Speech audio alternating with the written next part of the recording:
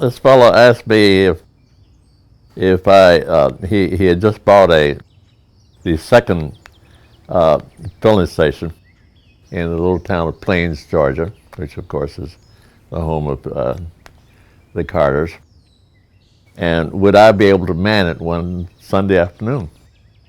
So I did.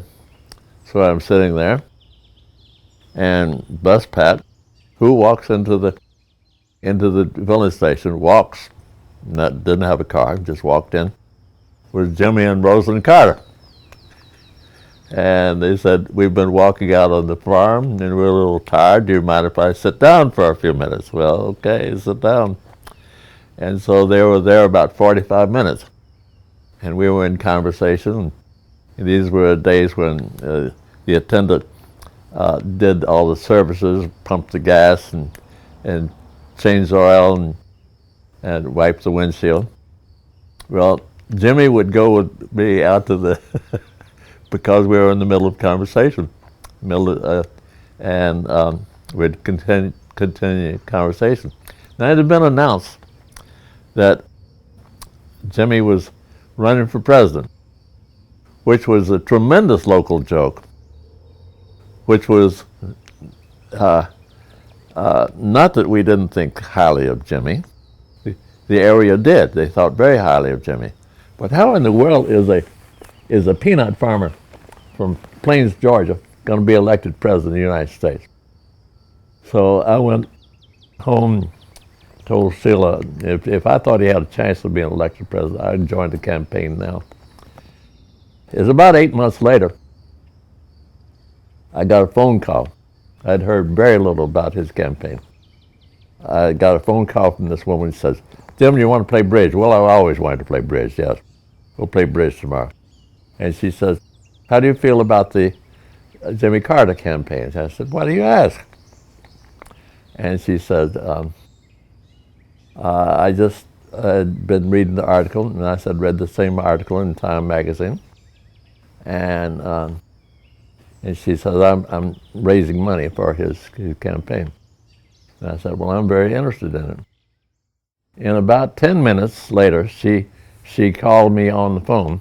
My friend called me on the phone and said, I just talked to Rosalind Carter on the phone, and she's expecting a phone call from you. So I called Rosalind Carter, had a conversation with her, and Rosalind says, I have a feeling that I might have met you somewhere.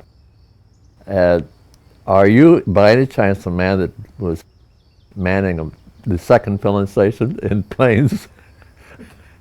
I said, that's me. She said, okay, I tell you what I want you to do.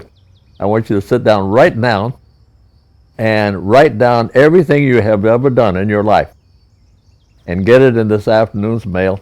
Send it to the campaign director in Atlanta. And she says, I am leaving town tomorrow, but I'll be back 1 week from today. If by chance you have not heard from the director, I want you to give me a phone call. 1 week from the day, I had not heard from him, and I called her, said, I haven't heard. I thought the phone was going to explode. She says, you stay by your phone. And 10 minutes later, I had a phone call from the director. And she says, and I said, I made arrangements to go up there tomorrow. She says, how are you going to go? I said, if I don't need my car in Atlanta, I just take the bus. I ride the bus up.